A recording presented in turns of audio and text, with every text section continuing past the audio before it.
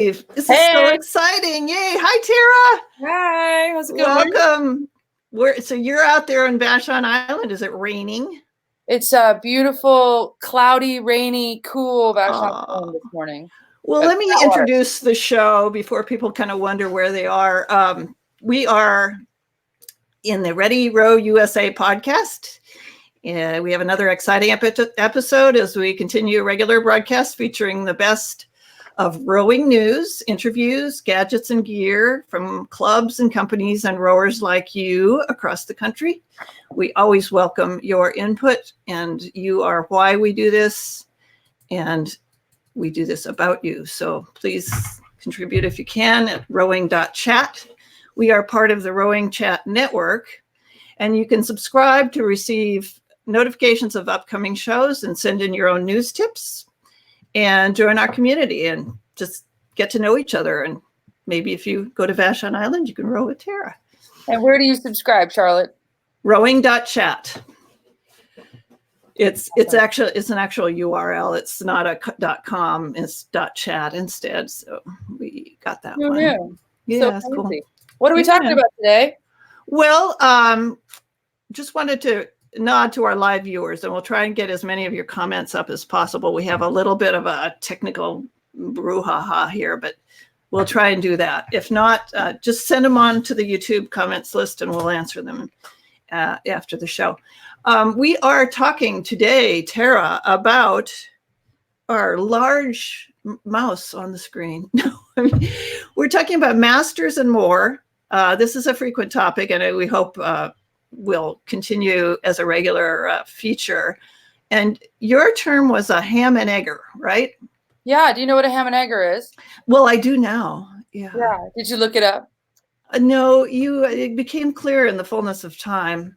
Yeah. But, I make those kinds of dishes after rowing. I throw everything I have in. And, That's probably the inspiration for it. I think that it's definitely more of a master's team term or a junior's team term. But if you don't know what a ham and egger is, essentially you show up at the boathouse, you put your name into a big pool of names, and they make a lineup. And you have to go off and make your actual lineup for your 8. This is usually done in 8s.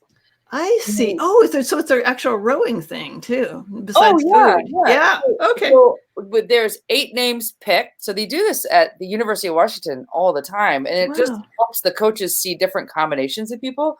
In Masters, it's usually done on a like a boathouse appreciation day or an open house day, something day that's supposed to be fun. Mm-hmm. And sometimes it mixes up coaches and masters and juniors all together. It's really fun. And you go out and you race a really short race, usually about 500 meters. You come back in, you all get out of the boat, and a new lineup is put together, and you go out and you race. And that's a ham and egger. Okay. I thought it was like second breakfast, No. You know what second breakfast is, right? For rowers, yeah. Totally. Yeah.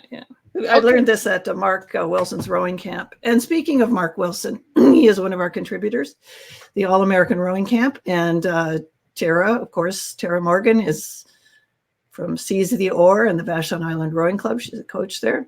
Yeah. Hi, Tara. And I am Charlotte Pierce. I'm the producer and publisher at Pierce Press. I'm a rower at Community Rowing in Boston. And we have some fabulous sponsors that make it actually possible for us to do this and to continue to do it. Just Strong is a technical athletic gear for women. It's actually designed for women. And we have a special discount code there, Rebecca Caroe 10. And you can get this in the show notes or at rowing.chat/sponsors. We also are sponsored by Mind Games by Annie Vernon. Do you know Annie Vernon? Tara, No, ma'am. She's believe an Olympic athlete, but she's written this great sports psychology book called Mind Games. And you can get a signed copy if you order at bloomsbury.com. And she's a longtime supporter of Ready Row USA and Rowing.Chat. And of course, the way to bring confidence into the boat is with the Rose and Thorn Active Bra. You get a 10% discount with Ready Row USA. So thank you all 3 of our longtime sponsors. You are the best. And let's get into our topic in the booth. Okay. Tara. So what's up?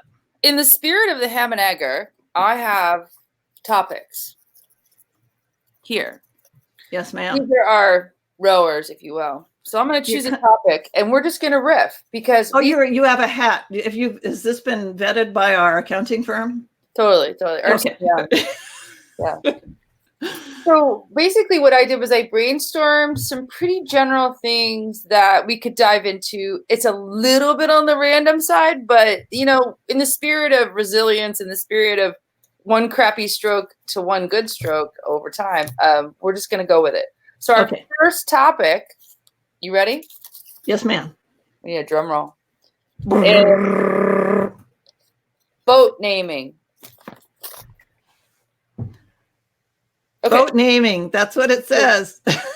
So, Charlotte, I think you are a boat owner. Yes. Yeah? Okay. I'm not a boat owner. So what's your experience with boat naming? Because I know I've been a proud owner of an all-white Pinert for 2 years. I bought it at the Essex Rowing Association now in Lowell, Mass. And I'm thinking, I love rowing. I love my boat. I actually do love my boat. I have a real attraction, affection for my boat. Right. But I said, it's got to have a name. It's got to be meaningful. There's got to be, something I really, identify with. So I'm looking up on the internet for ideas. I'm sort of a template person. And I find this, I had all these things. I wanted to call it She Persisted. Or nevertheless. But then I thought nevertheless was a little negative. So I thought She Persisted was more positive. And then almost went with that. And then I saw this meme on boat names. There are these, you can find anything on the internet, but it said, a bunch of boat names and like thumbnails up and down the screen. And one said, one boat name was pretentious Greek phrase. pretentious Latin phrase. Latin phrase, yeah. Yeah. So I was going to name it Eos also, which means goddess of the dawn, which is like totally pretentious, but I sort of like it. So I actually have not affixed a name to it yet, but I'm thinking more like She Persisted would be more. That's pretty dope. And the nice thing about boat names is they can be over and over again. Like you can see it at one regatta, you'll see a Synergy, or you'll see a in Seattle, we name it after, in my boathouse, we've named stuff after people who've passed away, people who've given the most money to buy the boat. Oh, yeah. Yeah, we have that at Community Rowing. It's a great way, actually, to do some fundraising. So, like, in Dior, we offered boat naming as a fundraising level because we had three boats that were unnamed, which is really bad luck, right? It's bad luck to have unnamed boats. It's also bad luck to reuse a name. So in the case of when I had an 8 break in half, like this. Yeah, we had something that happened the other day. It was a 4-foot wake from a wake boat that broke the boat literally in half with 8 people in it. And we had to buy a new boat, but it was the same boat, right? But we had to name it the Beast too, because it's bad luck, right, to have it. Gosh, I'm glad I know this stuff now. Yeah, that's... So the other tradition, which if anybody else has traditions they want to share, let me know. But the tradition that we would do is we would go get finish line water from a significant finish line. So in Seattle, it might be the opening day Windermere Cup finish line. Mm-hmm. In Boston, it might be the Charles, in whatever your space is.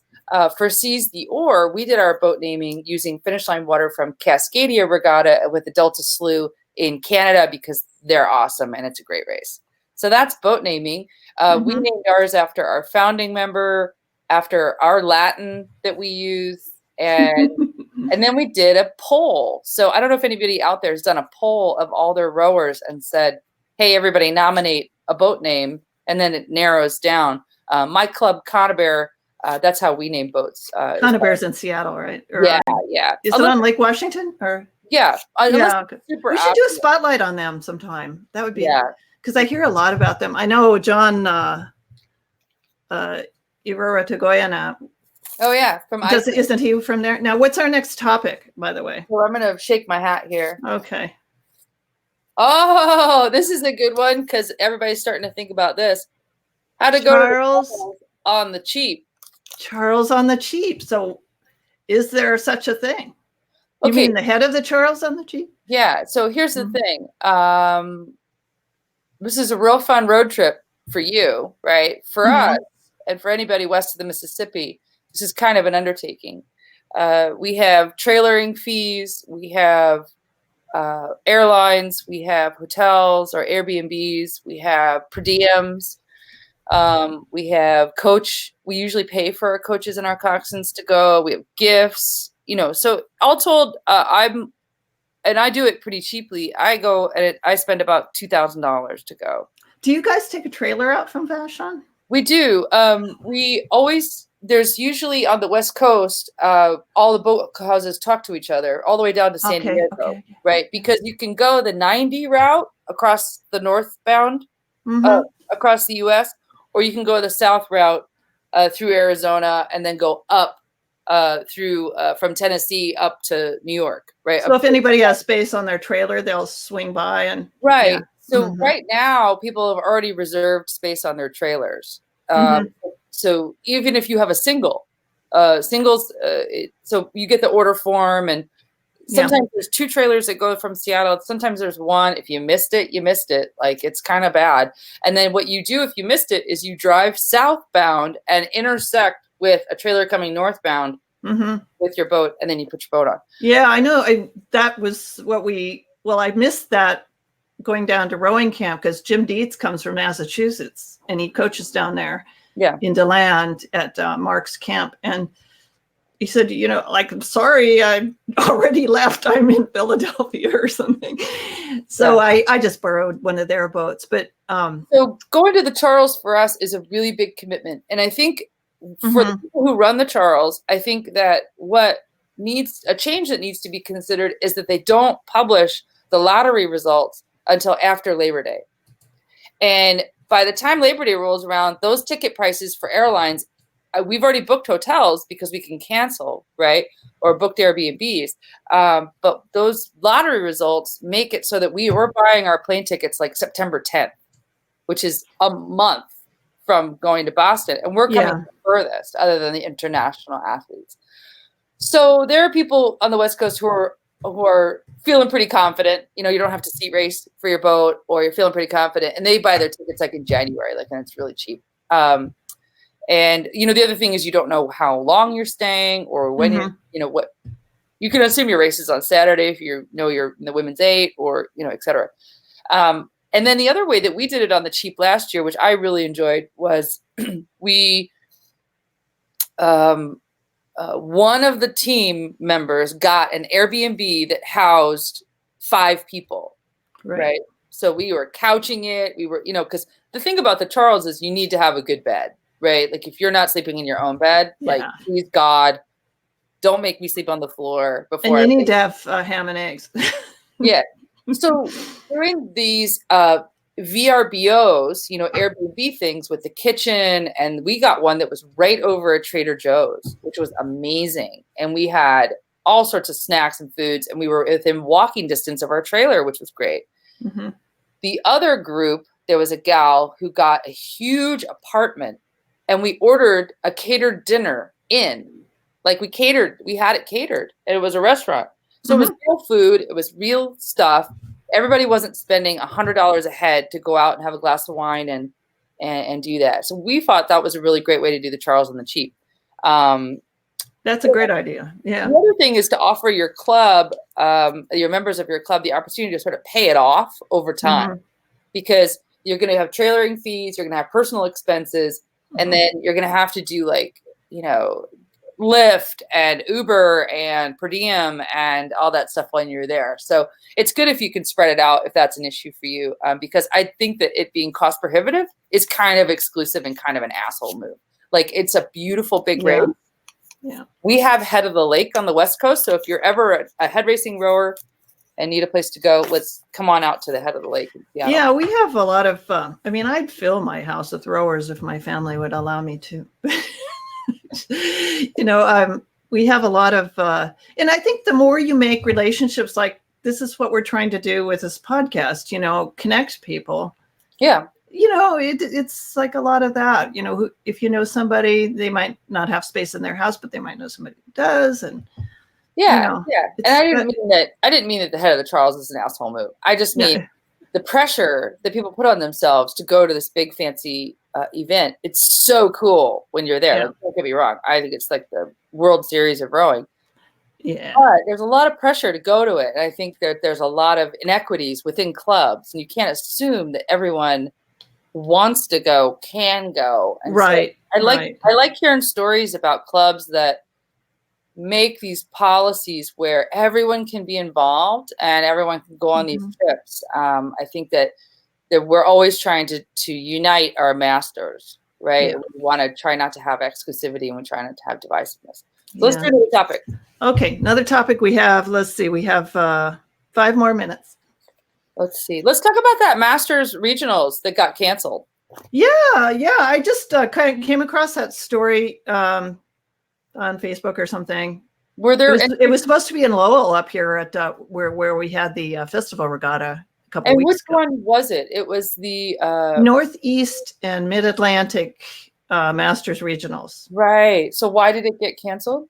Low enrollment. And I don't know who made the decision. I just saw that U.S. Rowing, well, actually, they think they sent out a message to their members in this region that, they would try and continue to support it. And I don't know, like, what does it take to get people interested in signing up? I didn't sign up because I just signed up for a few regattas and I didn't even think about regionals. So one question I have for you is, where does it fall in the schedule of sprint racing in the Northeast? Well, it was last weekend. I think it was supposed to be last weekend. So how did it fall in regards to other races? Like what was the most subscribed? Oh, no, wait. I think it's supposed to be the day before the Cromwell Cup, which is this Sunday.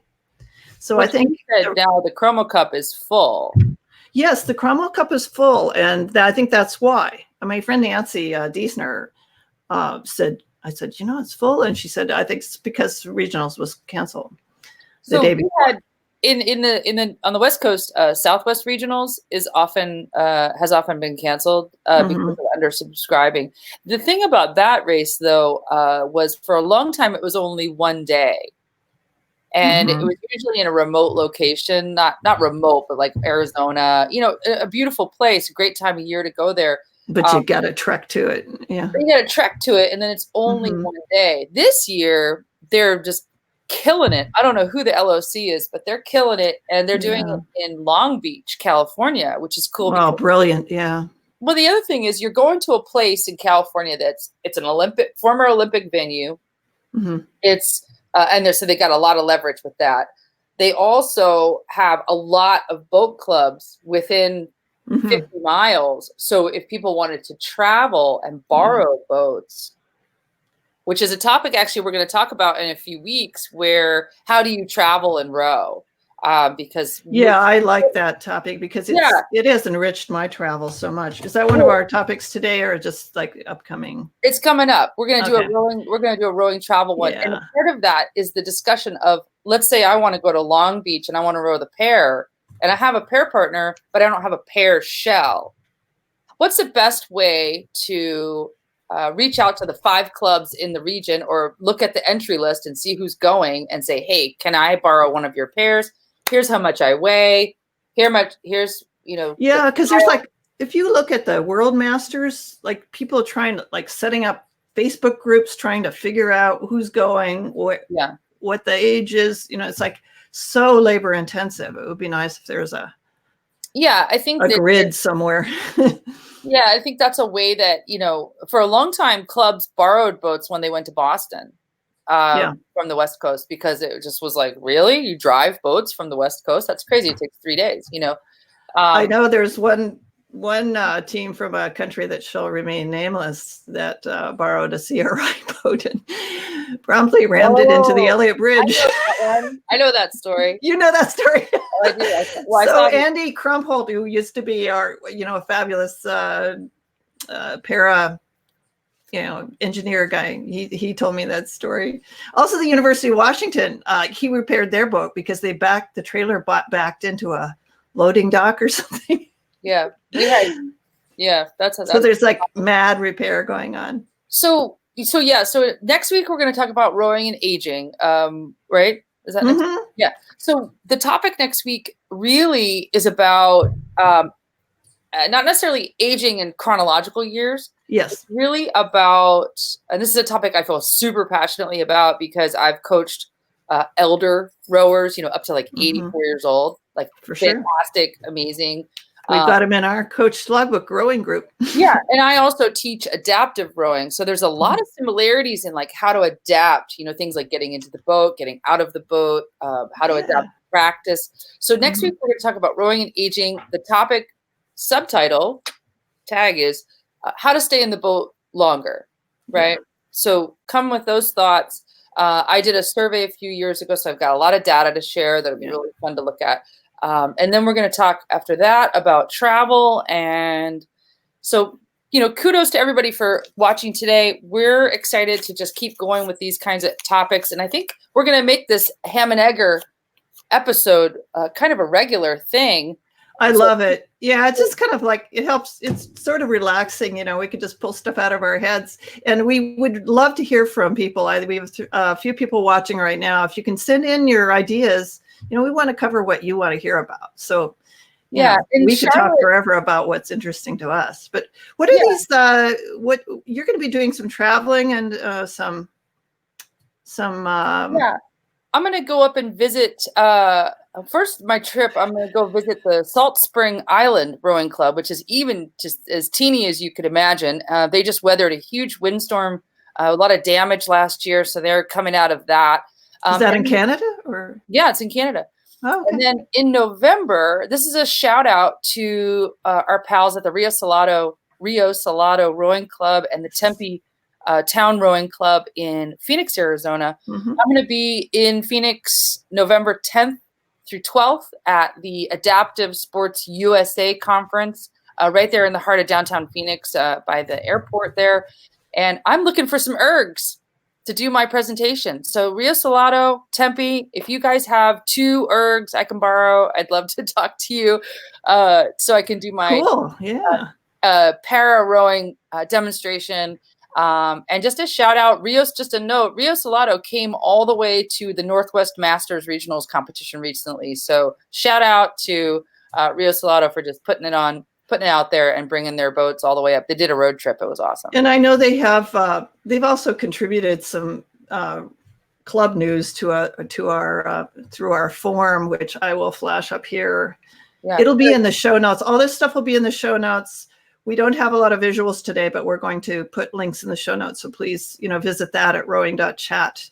Yeah. And then let us know now if any of our listeners and watchers are going to US Rowing Convention in December, because we're going to try and do a live broadcast and maybe a little meetup and just chat about, maybe do the ham and egger live. That would be really fun. I know. So I thought I saw you put that on the schedule, and we'll see. We'll both be there, but I thought we could do a little preview on the Wednesday beforehand. So, just like tell people where to find us and stuff like that. Yeah. So if you're going to the US Rowing Convention, that convention, if you're not familiar with it, is held in Philadelphia this year, which is a super fun location with Boathouse Row and Penn's Landing where it's held. And it's appropriate for rowers as well as coaches. So don't be intimidated by the topics. In fact, we would love to have more masters rowers showing up, because I think, we need to have a voice and, kind of connect all these different sort of and disciplines within US rowing. So we're going to be hopefully hatching some really fun meetup ideas and talk learn to row, talk masters, talk aging, all those great topics to keep us in the boat longer. And also we're going to talk about eventually, if you're a masters rower or you're thinking about becoming a coach, the steps the steps to becoming a coach, a great coach, not just a coach. No, yeah. And I know my friend Nancy Mack, she just started taking coaching classes for Learn to Row, and that's where she wants to start. And yeah, it's a really cool thing to do. It's a lot of work, but it's really fun. So do we have a prize today? Oh, we'll just figure out something. What do you think our prize should be? I actually have one. What? Oh, good. Yeah. So I just did a run of the Seize the Oar fabulous shirts. One catch, one finish, one team. Yes. SeizeTheOar.org. I just did a run of these T-shirts. So let's have our hashtag be. So what is it? RRUSA Masters for today's episode. Yeah, I wasn't too creative today, but I figured that's okay. Yeah. So if you are our winner, I'll get in touch with you and get your size. And these are the hot ticket. They've got our logo on the back, which I love it. You can see on my coffee cup here. Represent. We've sold a lot of these shirts around the world, so nice. They're going to be going on sale on our website. So the instructions are in the show notes, but you have to use the YouTube show watch link and the hashtag in any social media. We will search it and find it. We will track you down. Yeah. And if we don't, let us know. Seize the Oar. We also want to hear from people about just random club news. Like I said, no club is too small or too remote or too big or too new. We want to just kind of get a glimpse of what's going on out there. And gadgets and gear, it's one of our more popular features. We need more gadgets coming in. I got some kind of fly. And then we're going to wrap it up here, but I'm excited about our new format, Tara, and I really appreciate you being on board and being so plugged into the rowing world. I'm a master's rower. I've only been doing it for 7 years, but I just clearly addicted. But my company is Pierce Press. I'm a publisher, so that's kind of what I do most of the time. Got some cool new books coming out. And Mark Wilson he'll be with us next week, I think, for the aging one. Not that he's aging, he never does. But he runs the All-American Rowing Camps. And of course, Tara with Carpe Remegium. It's actually Carpe Remus. I'll send you a new logo. Carpe Remus. Okay. Yeah. It's not a pretentious Latin phrase, but it's Seize the Oar. Seize the Oar. Anyway, and again, our sponsors, Rowing.Chat/sponsors. You will find great discounts, and please, patronize them because that keeps us going, and we love them. We love their stuff. We've already gone over some of our upcoming topics, and we appreciate y'all being here, and we will see you next Wednesday, the 17th at 11, and we'll talk then. Awesome. Take care. Thanks, Charlotte. Bye, Tara. Thanks. You're the best. You too, babe. Bye-bye.